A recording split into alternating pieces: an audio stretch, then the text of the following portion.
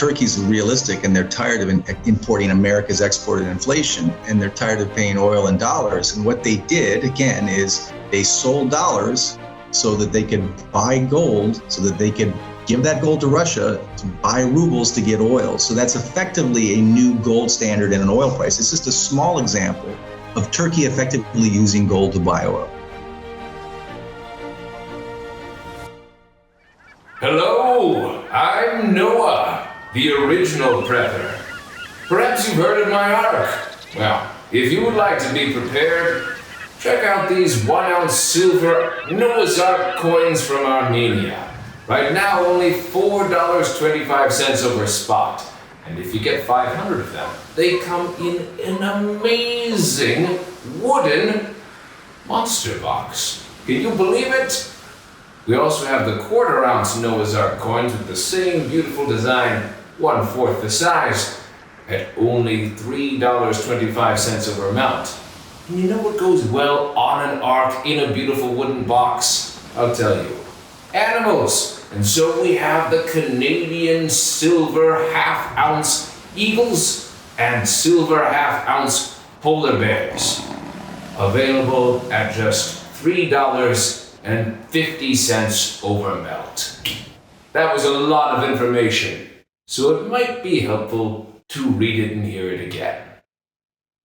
1 ounce silver 2022 Noah's Ark coins at $4.25 over spot. 1/4 ounce silver 2022 Noah's Ark coins, $3.25 each over melt. 1/2 ounce silver Canadian polar bears and 1/2 ounce silver Canadian eagles at $3.50 each over melt. Call 1-888-81-LIBERTY. 1-888-815-4237.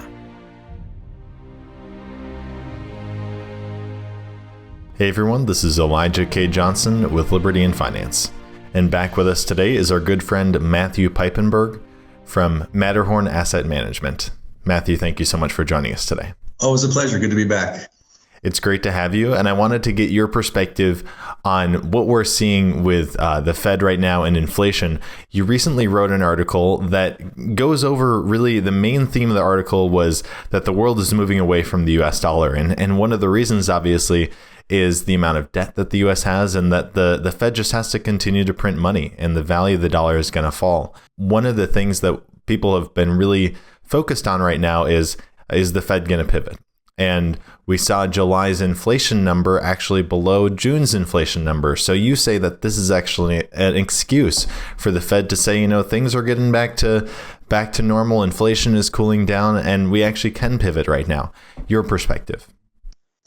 Yeah, I think there's so many things going on with the inflation question and the Fed policy reaction. First of all, I don't think the Fed's going to pivot. We're all speculating. I don't think they're going to pivot in September or even October. I think eventually they will, and they have to.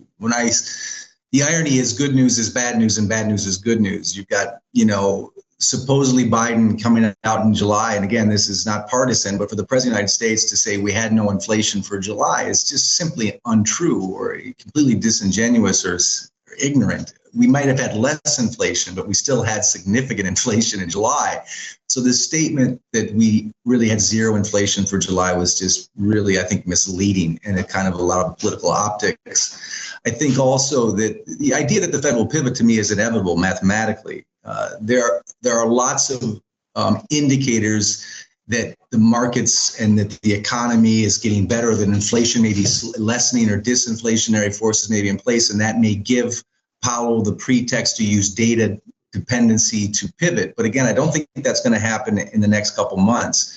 I think the signs that the markets are giving right now are that the Fed is going to be very hawkish and will continue to be hawkish until that hawk breaks its beak. The NASDAQ was down 6% at its highs this week. The VIX passed 24. The dollar got stronger on rate hikes. The 10-year yield hit over 3%. The 2-year yields peaked. And when the 2-year yield peaks, that's usually a recessionary sign. So getting back to the inflation and the Fed, again, I think the Fed is really running out of bad math and now turning to good fancy language or kind of semantics, adjectives, adverbs, and nouns. So clever semantics, bad math. They don't have any tools to fight inflation. Even if they got the Fed funds rate to 4% or 3.8% to 2023, that's not going to defeat 8 or 9% inflation. Mathematically, it's simply not the case. The other cause, you could say, For a dovish pivot would be declining inflation expectations or declining PMIs. All these things could give justification for a dovish pivot, but again, not yet and not so soon. I think Powell is afraid of going down in history as the next Arthur Burns, who let inflation run too far. He wants to look, or at least postulate, that he's tough on inflation. The only thing that's going to stop the inflationary forces is not interest rate hikes. It's going to be a recession. And I think Powell knows that. And the reason he's raising rates right now is simply to have something to cut when we're in a recession, because no modern nation in modern capital markets in history has ever fought a recession with high rates and a strong dollar. Right now, the DXY, the dollar is at 109. So again, Powell will eventually have to pivot. Right now, he wants to raise rates so that he can cut them in the recession that we all know is here. And it's not meant to be glib. I use this example. I mean, the Fed will never get to 2% inflation. It cannot beat inflation. It will lose using rate hikes. And I use the example of my son, who was probably the best soccer player I ever saw in high school or college level sports. But my son's never going to beat Manchester United with his high school or college soccer team. It's not going to happen. Just like I'm not going to beat the Yankees with my high school baseball team. And raising rates right now is not going to defeat the inflationary forces in play, which are based primarily on the broad money supply and the tailwind of these energy costs. But, the recession, which is here, in my opinion, is going to be the most disinflationary force. The interest rates are really being raised only now, I think, so that the Powell and the Fed will have something to cut when the recession becomes too obvious to deny. So long answer to a short question. I think we're speculating, but the markets are predicting a pretty hawkish Fed. Jackson Hole tomorrow at 11. We'll have to decipher the language and decipher the Fed speak. But I don't think Powell is ready yet to throw in the towel and look like Arthur Burns. I think he wants to at least optically look like a Paul Volcker. But again, Paul Volcker's public debt was $900 billion in 1980, not $30 trillion. So I don't think he's going to be a Paul Volcker. And your perspective on, because you mentioned that, we're heading into a recession, and technically right now we're in a recession. It seems like the mainstream is not wanting to acknowledge that. It's interesting. I mean, it's sad. I mean, the argument made was, look, we've had a couple consecutive GDP decline quarters, and it's a recession, but the Biden administration or DC and the BLS is saying we're not really in a recession. Yellen's calling it a transition because our employment data is so good. We've got 3.5% unemployment. That's record high levels. That's a strong sign of a robust economy. And how can you say you're in a recession with 3.5% on inflation? The sad reality is, and again, this isn't conspiracy theory or tinfoil hats, it's just simply empirically not true. There's all sorts of, it's a notorious history of the Bureau of Labor Statistics kind of reverse engineering the CPI scale to get the number they want. It's the same thing with the employment data. And without trying to be too critical of Washington, D.C., red or blue, the numbers just don't jive with that. The way the BLS uses U3 and U6 unemployment data is to pick a labor force, and that labor force doesn't include millions and millions of citizens who stopped looking for jobs. So the 3.5% number in and of itself is highly questionable. But even outside of the DC kind of fiction writers with data, you've got jobless claims are ticking up to 250, 260,000 a week. They're a little bit down this week than expected, but we're still looking at 1 million per month in jobless claims. And PwC Price Waterhouse just did a survey of a great number of U.S. corporations, 52% of which have already announced that they're doing hiring freezes and layoffs. So the labor market, based on private surveys, even household surveys, are massively different than what the Bureau of Labor Statistics says. So this idea that we're not in a recession despite 2 declining quarters of negative GDP because of our unemployment numbers, I think the facts on the street don't really corroborate the data coming from the Bureau of Labor Statistics. So if you looked at the real data on jobless claims, on the spread between what Washington says and what the private market says in terms of unemployment data, I think we have a pretty weak labor market and a weaker labor market ahead. The layoffs and the freezing, the hiring freezes are undeniable already. So we don't have robust labor data. So that poor labor data with 2 consecutive declining negative GDPs, to me, is screaming recession. And I think most of our viewers in the US in particular feel that already on the street. So I would say we're in a recession. I think Powell deep down knows it. Again, I think that's the real reason they're raising rates, is they're going to have to cut rates and they're going to have to weaken the dollar when we're in a recession.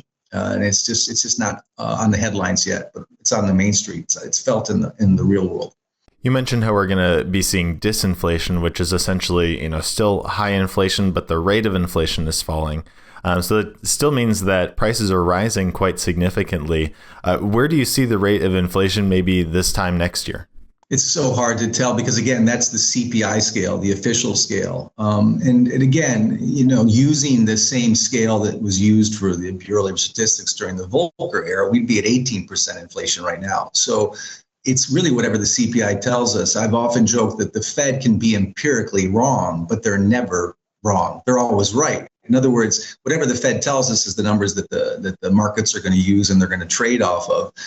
It's very hard to say. I mean, look, if you have a recession, and we have a recession, if you have weaker labor force participation, if you have weaker earnings in the markets, if growth stocks are tanking, which is inevitable when rates are getting higher and the Fed is tightening right now, and it creates this recession, it's going to be disinflationary. That doesn't mean deflation. Again, I don't think we're ever going to get back to 2% targeted inflation, given the broad money supply and as it currently sits and how much we're going to have to pivot dovish in the next 6 to 12 months when markets truly unfold. The Fed has no other tools other than to print more money and buy more treasuries.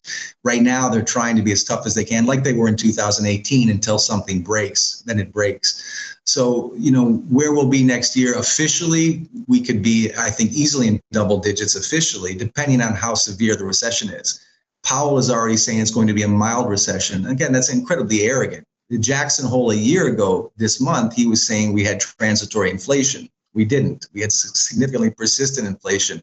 And the idea that we're going to have a mild recession with debt levels plus over 30 trillion and with, median household income stalling and housing starts stalling and unemployment rising, not falling, I don't know how they can say that's going to be mild. So if we have a severe recession, that could be highly disinflationary. It's just a question of how much pain the real economy feels as opposed to the stock market. And for so many years, the Fed has confused the stock market with the real economy. Many of your listeners can't afford to put 500,000-600,000 in the stock market, every year and ride a 400-500% gain. So it's very arrogant for the Fed to think that a rising stock market trickles down into Main Street. For most people, they don't get the reward. It's a very lopsided beneficiary pool for the run we've had since 2009. So again, inflation, the actual number, very hard to say because I think we're going to have severe disinflation from a recession, not from Powell's Volcker-like hard stance on interest rates. Now, we've talked about it before, and you mentioned in your most recent article the move away from the US dollar. It seems like, at least in the last few months, maybe this year, we've seen actually we've seen different countries starting to move away from the dollar in their trade and all of that, but demand for the dollar on a global scale has increased. Actually, we've seen the dollar index rise to multi-decade highs. So do you think that's going to continue? Because it seems like we're seeing inflation around the world, and the dollar currently is seen as the best currency in the world, even though it's all currencies are falling at the same time. Absolutely. These are really competing forces, and there is a strong inevitable move towards de-dollarization. That's not overnight. It's a very slow process. And as our colleague Grant Williams said in February, what happened with these sanctions is a sea change, probably as important as what happened to the monetary system when Nixon went off the gold standard in August of 71. But it doesn't happen overnight. The changes. The demand for the dollar is still strong in the euro-dollar market and the derivatives market. It's still the world reserve currency. And the U.S. can raise rates much higher than the Bank of England or the European Central Bank, or gosh knows, the Bank of Japan. So with that rising rate environment, this hawkish policy, that does make the U.S. dollar the best horse in the glue factory. And right now, temporarily, the dollar is extremely strong, which is, of course, very bad for precious metals in general and silver in particular, just because it's the most sensitive to a strong dollar. I think that's very temporary, again, because in a recession, the Fed will have to pivot down the road, probably to 2023. It'll have to weaken the dollar. It'll have to reduce rates. Right now, with a relatively high yield in the U.S. 10-year and a relatively strong federal funds rate compared to other countries and other currencies, the dollar is the best shirt in the laundry, in a dirty laundry. Again, very typical, very, very transitory, in my opinion. That is very temporary. Just like when we saw mortgage-backed securities, the ABX index going up, right as mortgages were defaulting, that ETF for that index for mortgages actually was increasing in value as mortgages were defaulting. There's like this moment between the trapezes where you're still floating. And the dollar is still strong relatively. To your larger question about this slow move away from the US dollar, again, every currency system eventually fails under its own weight. And again, this is not overnight. But what we're seeing since February of 2022, again, regardless of one's views on the war in the Ukraine, the sanctions have backfired objectively.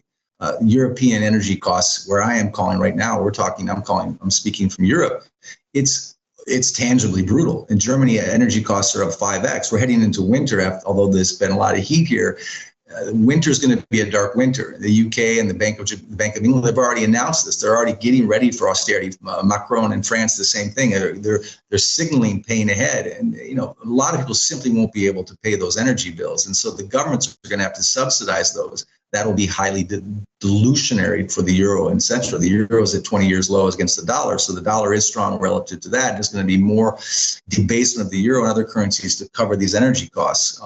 But the larger point is, when those sanctions were imposed, again, this was the arrogance of the U.S. that Russia would run out of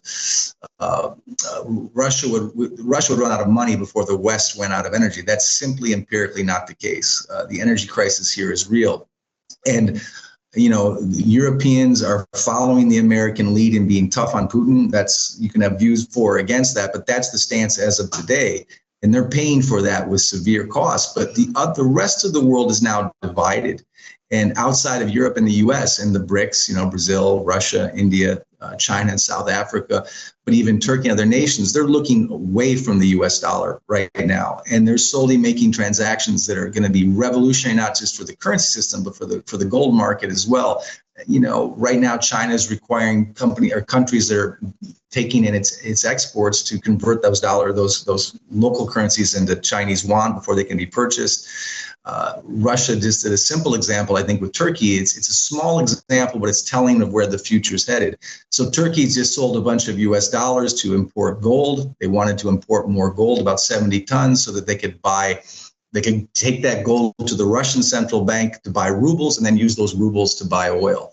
Again, the idea of a petrodollar is slowly disappearing as other countries are now heading towards the Eastern nations to get their oil and buy them in local currencies, not the US petrodollar. That's a sea change. And it's small right now, but you're already seeing out of Moscow, they got this called the Moscow World Standard that the Ministry of Finance in Russia is now, because they've been cut off, their gold has been cut off, their FX reserves have been cut off, their SWIFT systems have been cut off. Russia's doing what any nation would do in a financial war, in a hot war. They're creating their own LBMA system, basically, and they're using central banks from the Eastern Bloc to become kind of, basically to create that new market, because for decades, the U.S. has been able to export its inflation, and basically the LBMA has been able to use derivatives of notional values that are fantastical to force a negative paper price or an artificial paper price on gold. Russia knows that. China knows that. They're going to create what they think is a better gold market. So money's going away from the US dollar in terms of oil, and it's slowly going away in terms of the gold market.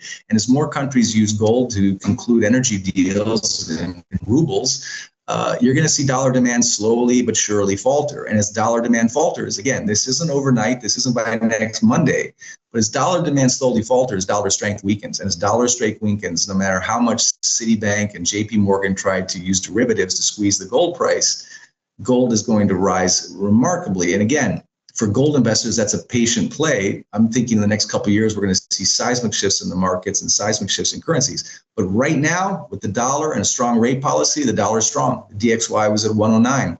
But again, the DXY measures the dollar against the euro and the yen. The yen is at 50-year lows because they printed more money than anyone else, and they've totally ruined and diluted their currency. The yen is really a dead man walking, and the euro is not strong enough to raise rates. So we are the best horse in the slaughterhouse and the glue factory, but that's not saying much. Again, compared to a milligram of gold, $1 in 1971 is now worth a nickel. So we've destroyed the inherent purchasing power of our dollar, but we're still sadly, if you can believe it, with the world reserve currency status, still the best currency among many others. But it's hardly something, to be proud of when you look at the inherent purchasing power of these currencies across the board. You mentioned the movements you're expecting to see in the precious metal markets.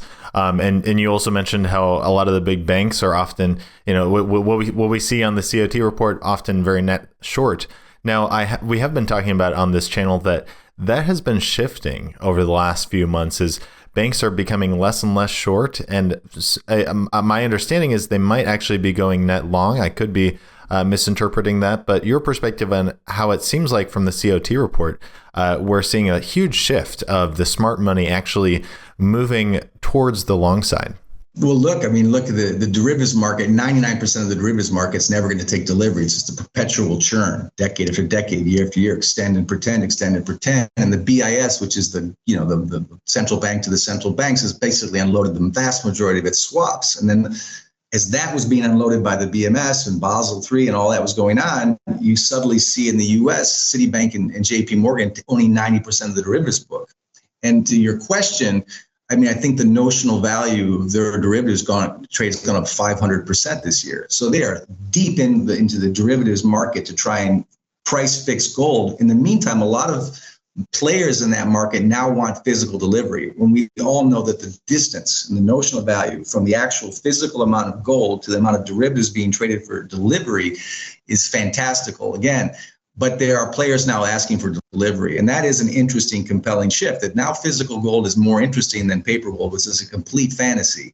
And I think the cynical realist in me knows that banks like Citi and JP Morgan aren't going to allow their shorts to unwind until they've covered their backs, until they've got enough physical gold. And right now they're repressing the gold market intentionally to hoard more of the same so they can slowly take delivery of physical gold and build up their gold reserves as much as they can. And then they'll let the price rip higher. There's no doubt that that's one of the reasons the Moscow standard is coming in. The Moscow world standard is coming in because the LBMA banks and the large commercial banks in the US and in Europe have completely embarrassed natural price discovery in physical gold.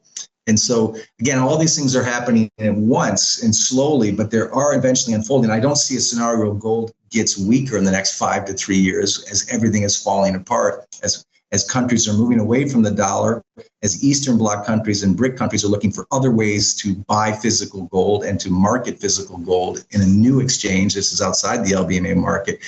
And also just to see even countries like Saudi Arabia, which is theoretically an ally to the US, it's a strange ally, they're now looking to do their own gold refineries within their own borders. So there is a larger and larger amount of attention towards physical gold, less and less credibility in the COMEX market and the COMEX trade of the paper gold. It is the open secret that has become the open farce. It is harder and harder to hide.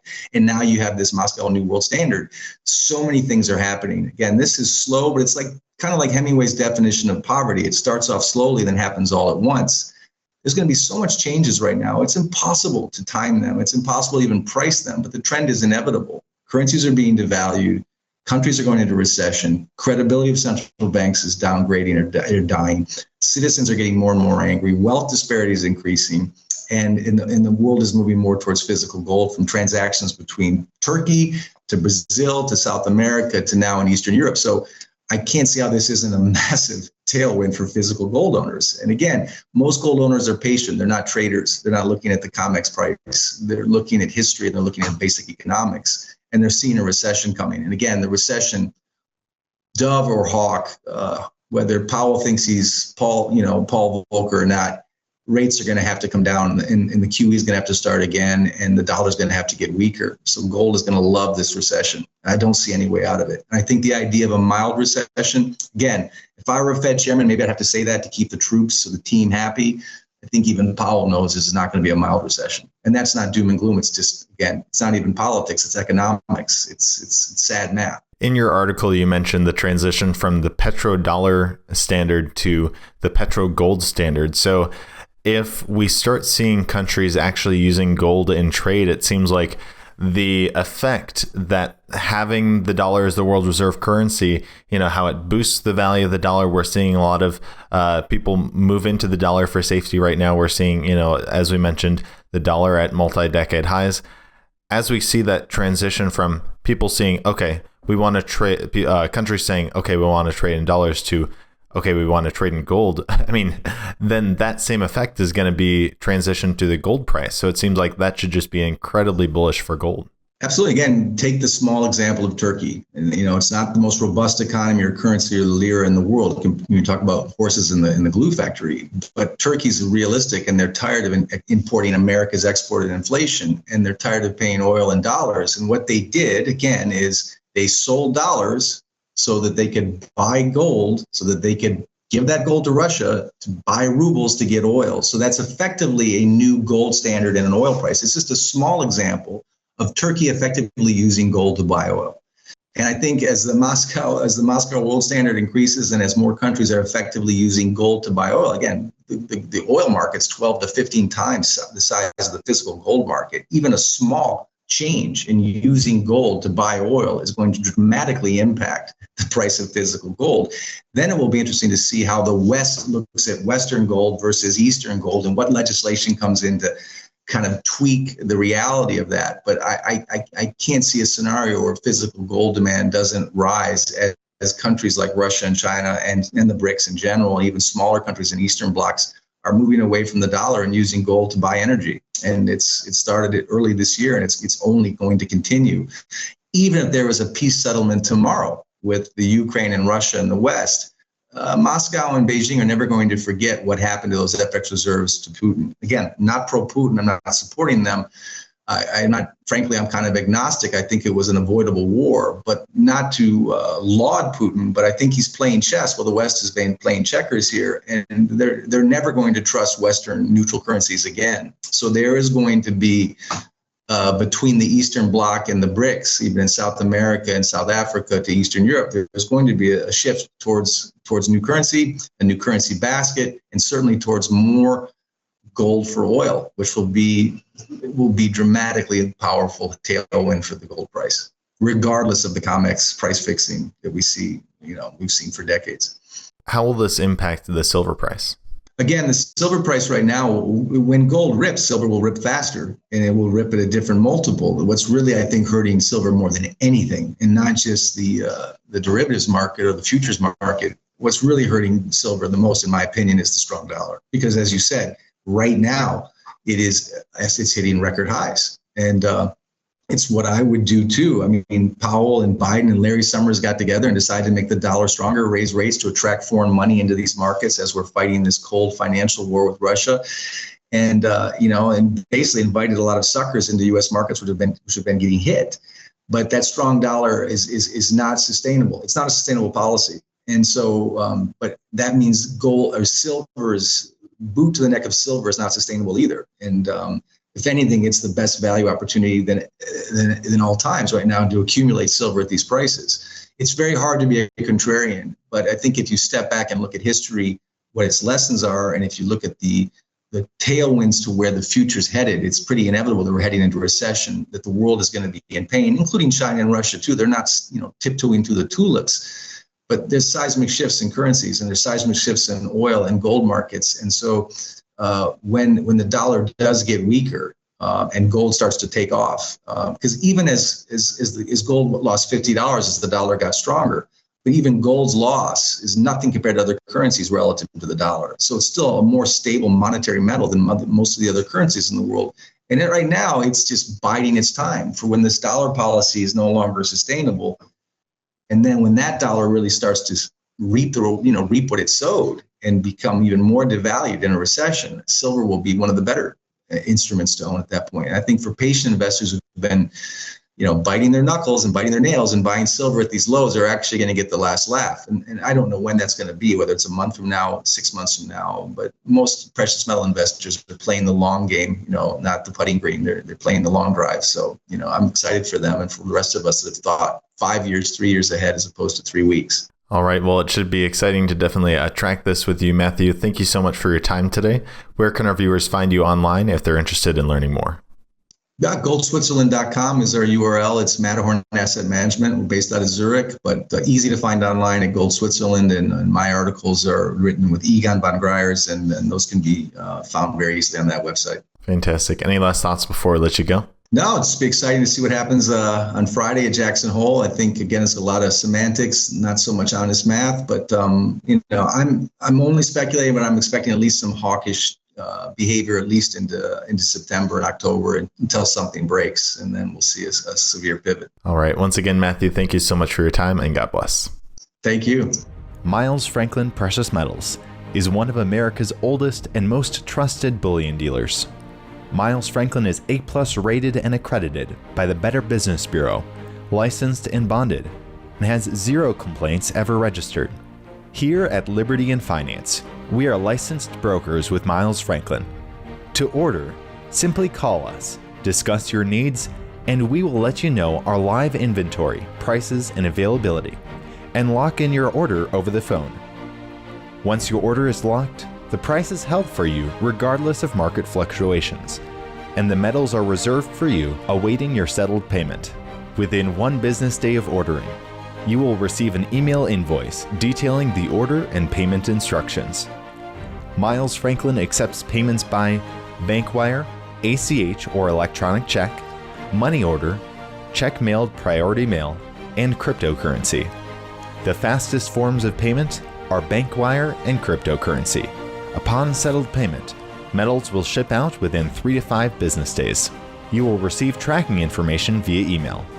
Domestic shipping charges are $15 for any order under 500 ounces of silver or 10 ounces of gold.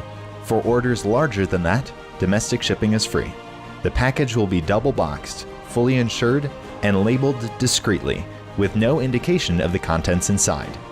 For your privacy, the name Miles Franklin will not even be on the package.